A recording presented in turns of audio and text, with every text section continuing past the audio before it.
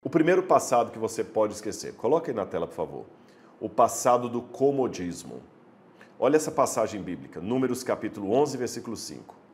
Lembramo-nos dos peixes que comíamos no Egito de graça e dos pepinos, melões, alhos porós, cebolas e alhos. Esse texto de Números 11, verso 5, ele mostra como o povo de Israel, já liberto por Deus no deserto, ainda era preso a um passado de comodismo. Ah, que saudade das panelas de carne do Egito. No Egito eles apanhavam. No Egito eles não tinham direitos. No Egito eles eram escravos de Faraó. Mas o comodismo daquela época os aprisionava. Há muitas pessoas hoje que são assim também. Então, olhe no espelho se você não é desse tipo. Há muitas pessoas que querem um governo assim, como é que eu vou explicar isso para vocês? Muito socialista. Porque o socialismo, às vezes, dependendo, há vários tipos de socialismo. Não estou falando aquele socialismo da Dinamarca. Às vezes, alguns governos meio comunistas ou governos, assim, assistencialistas, eles te dão o básico. É como em Cuba. Em Cuba você tem o básico, todo mundo tem o mesmo, miséria. Cuba, alguns lugares da China, Coreia do Norte. Você não precisa se preocupar em pagar um plano de saúde, porque o governo vai garantir o básico da saúde para você. Você não precisa se preocupar em pagar uma faculdade. A faculdade pública está ali para você, mas ele pede a alma. Para sair de um lugar para outro, você tem que pedir autorização do governo, é tudo muito controlado. Você, para receber alguém na sua casa, o governo tem que saber. Para você tirar férias, o governo tem que saber. Então, há pessoas que, em troca do comodismo, ele entrega a sua liberdade. Ele está preso a um passado de comodismo. Muitos jovens que já estão com 40 anos não conseguem sair da casa dos pais. Ele ainda está vivendo como se ele tivesse 14 anos de idade. O segundo tipo de passado, passado genético. Olha que interessante esses dois textos do livro do Gênesis. Gênesis capítulo 20, versículo 2, mostra o pecado de Abraão quando ele quase entregou Sara para dormir com o faraó. Disse Abraão de Sara, sua mulher, ela é minha irmã. Aí quando você vai ler Gênesis 26, verso 7, você encontra Isaac repetindo o mesmo erro. Os homens perguntaram sobre Rebeca. Isaac disse, é minha irmã. Dizem por aí que o fruto não cai muito longe da árvore. Então cuidado, para você não reproduzir os erros de seus pais. Eu conheço muitos jovens, que hoje já não são tão jovens assim, que quando se tornaram pais, maridos, esposas, eles representaram no seu lar exatamente o comportamento dos seus pais que tanto os agrediam. Sabe aquele adolescente que hoje ele reclama da mãe, isso, e quando ele se torna mãe, ele faz a mesma coisa?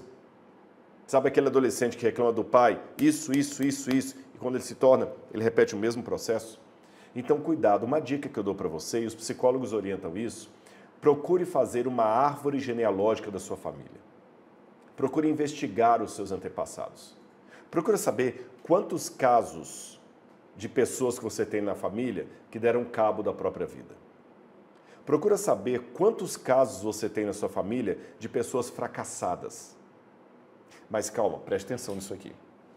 Ao fazer essa árvore genealógica, fazer uma árvore mesmo, desenhar, você vai colocar no papel, de lado de pai, de lado de mãe, quantos fracassados eu tenho, quantos casamentos não foram para frente, quantos não conseguiram constituir família, quantos não têm, quantos ficaram reproduzindo o papel do outro. Procura fazer como o Gênesis. Olha, o erro de Abraão foi repetido em Isaac. Olha, interessante. Eu tenho um tio aqui que ele não vai para frente de jeito nenhum. Mas olha que interessante, meu avô também era assim. Tudo que meu avô pegava, falia. O meu tio, olha que interessante. Olha esse comportamento aqui. Olha essa tia que é assim, como é que ela está representando a minha avó? Olha os meus pais. Sabe o que você vai descobrir isso aí? Não é para você repetir a sina.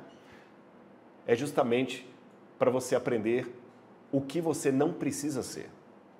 Eu confesso para vocês, eu vim de um lar que era tóxico, completamente tóxico. Foi uma libertação para mim o dia que eu vi pela primeira vez uma psicóloga falando de mães castradoras. Eu achei interessantíssimo isso. Esqueci o livro que ela escreveu, depois eu vou lembrar o nome para vocês. ela fala, eu vou lembrar o nome, ela fazia um paralelo entre os contos de fadas e ela desmistificava aquela ideia que nós temos, especialmente no Brasil, por ter uma cultura mais católica, uma cultura mais mariana, nós temos uma ideia assim de idolatria da mãe, da figura da mãe. Você pode olhar, não estou aqui demonizando as mães, por favor. Graças a Deus pelas mães que existem no nosso país, no nosso mundo. Mas preste atenção no que eu quero dizer com muito respeito pelas mães. Você já percebeu que se uma menina fala, por exemplo, assim, eu não falo com meu pai, essa não fala com seu pai, tem muitos anos que eu não falo com meu pai. A sociedade tolera isso um pouco melhor. Mas se essa menina fala, tem muitos anos que eu não falo com a minha mãe, tem alguma coisa estranha, essa menina não é boa gente. Uma menina que não fala com a própria mãe? Você percebeu que o peso social é diferente? Você percebeu? O peso social é diferente. Parece que as pessoas não toleram mais uma disruptura com o pai, mas com a mãe. Parece que a mãe é santa, porque lembra Maria. Maria, mãe, então toda mãe. Maria foi uma mãe santa, sim, a mãe de Jesus, mas toda mãe é Maria? Não. E essa psicóloga mostrou que é um mito a gente achar assim que toda mãe é boa. Se uma mãe fala uma coisa do filho de ruim, é verdade, porque uma mãe não ia falar isso de um filho. E essa psicóloga estava mostrando, foi a primeira vez que eu ouvi a expressão mães narcisistas. Não quero demonizar a sua mãe, nem o seu pai. Mas eu quero dar a dica do que eu fiz na minha própria vida. Eu prestei bastante atenção no que os meus antepassados fizeram para eu não fazer igual. Eu dei um nome para isso, agora é de minha autoria. É a pedagogia da oposição. É quando você presta atenção no mau exemplo para saber o que você não deve fazer. Então nós temos na nossa mente dois tipos de modelos. Você tem aquele modelo que você vai seguir, eu espero que você tenha bons modelos na sua vida, e esses bons modelos nem sempre vão ser seu pai e sua mãe, às vezes vão ser alguém de fora da família. E você tem aquele mau modelo, que você também deve prestar atenção nele, para saber o que você não deve ser. Então a gente não pode também viver só numa redoma de vidro, só cercado por santos. Não. Tenham santos em seu redor, para saber a quem você deve imitar, mas preste atenção também nos profanos, para saber como você não deve ser. Então faça essa árvore genealógica, estuda o passado da sua família. Interessante. Aqui você vai descobrir as suas tendências. Eu tenho a tendência a isso. Minha família tem uma tendência ao fracasso. Mas pela graça de Deus, eu posso quebrar essa sina familiar. É um primeiro passo.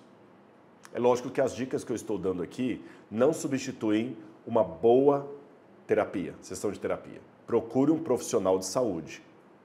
Eu não estou terapizando você, eu não sou psicólogo nem psiquiatra, eu não posso nem terapizar você. Então, as dicas que eu estou dando criam uma consciência, reforçam, mas não substituem o comparecimento de um profissional na sua vida.